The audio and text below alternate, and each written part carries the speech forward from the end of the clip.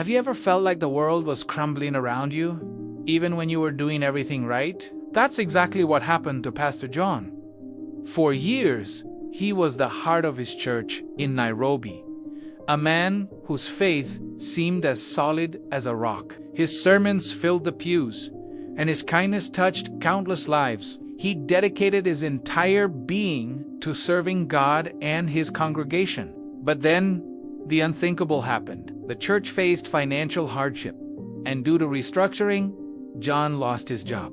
Just like that, the pulpit he stood behind every Sunday was gone. The loss was more than just a job.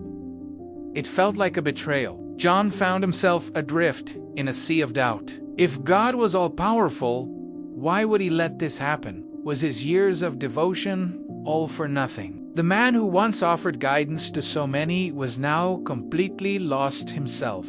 He'd spend his days wandering the busy streets of Nairobi, his spirit as heavy as the city traffic. The vibrant colors and sounds of his community, which once brought him so much joy, now just felt like noise. He was questioning the very foundation of his life, his faith. But John wasn't alone in this storm. His wife, Mary, was his anchor. She saw his pain, his confusion, his anger at God. She didn't offer easy answers or empty platitudes. Instead, she just listened. She reminded him of the man he was beyond the title of pastor. She reminded him that his calling wasn't confined to the four walls of a church. One evening, as they shared a simple meal, she gently asked him, "What did you love most about being a pastor?" John thought for a moment and said, "Helping people, seeing them find hope."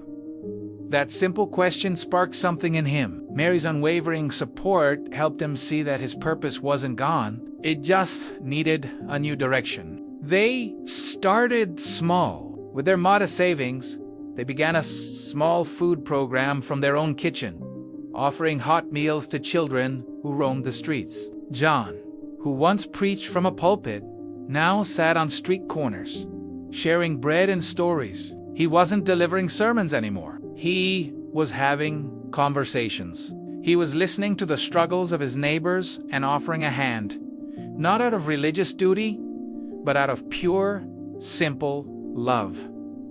Slowly, the community noticed. People John had once preached to started joining him, bringing food, offering help, and sharing their own skills. The small food program grew into a community center, a place offering tutoring for kids, skills, training for adults, and a safe space for everyone. John found his faith again, not in a grand cathedral, but in the smiles of the children he fed and the gratitude of the families he helped. He realized his church was never the building, it was the people. He lost his job, but he found his true calling to be a beacon of hope right where he was needed most.